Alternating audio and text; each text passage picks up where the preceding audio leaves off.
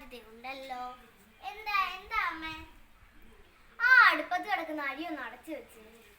ആഹാ, ഇതിനാണ് അവിടെ കുത്തിയിരുന്ന് പഠിച്ചോണ്ടിരുന്ന എന്നെ വിളിച്ചത്. അമ്മ വേണേ പോയി അടച്ചോ. ഞാനേ ഇനി മുതൽ കുത്തിയിരുന്ന് പഠിക്കാൻ പോവാ. എന്തെങ്കിലും അടുക്കള ജോലി ഉണ്ടെങ്കിൽ അച്ഛനെ ഏൽപ്പിച്ചാൽ മതി. ഓ, നിന്റെ അച്ഛനാണെങ്കിൽ അവിടെ ഫോണും തോണ്ടി തോണ്ടി ഇന്നലെ മാർക്കറ്റിൽ പോയതാ. അപ്പുറത്തെ വീട്ടിലെ ശാന്ത എന്നെ വിളിച്ചിട്ട് പറയുവാണേ, നിന്റെ ഭർത്താവ് ഫോണും തോണ്ടി തുണിയില്ലാണ്ട് മാർക്കറ്റിൽ നടക്കുന്നെന്ന്. ഷോ, ഞാനങ്ങ് നാണം കെട്ടുപോയി. ഇനി അയാളെ അടുക്കളയെ വിളിച്ചിട്ട് വേണം. ഞാനൊന്നും പറയുന്നില്ല. ഓ പോട്ടെ അമ്മേ, അച്ഛനൊരു അബദ്ധം പറ്റി.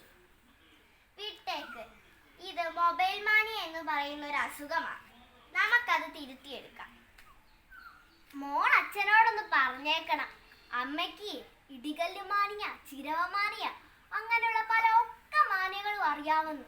ഒന്ന് കരുതി ഇരുന്നോളാൻ പറഞ്ഞേക്കണം.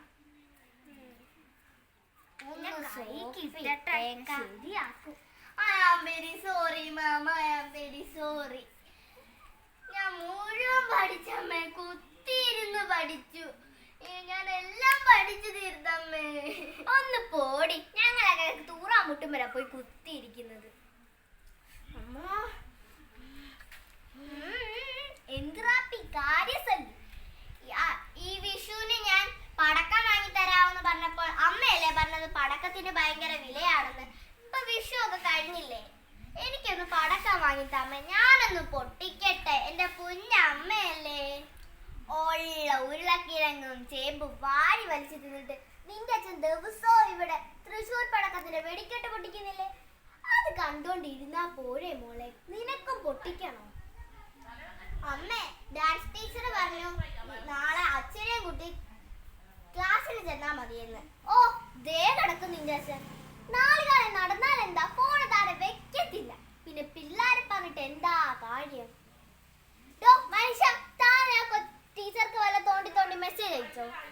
ഓ എന്റെ അമ്മേ, ഇന്ന് തട്ടടവ് പഠിപ്പിച്ചപ്പോൾ അരമണ്ഡലത്തിൽ ഇരുന്ന് കാണിക്കാൻ പറഞ്ഞു. ഞാൻ അരമണ്ഡലത്തിൽ ഇരുന്നു. ഇവിടുന്നോ ഒരു ശബ്ദം. പിള്ളാര് ചിരി തുടങ്ങി. ഞാൻ ആരാ മോള്? ഞാൻ കൂളായി നിന്ന് രണ്ടെണ്ണം കൂടി അങ്ങ് പൊട്ടിച്ചു. അതാ എന്റെ മോള്.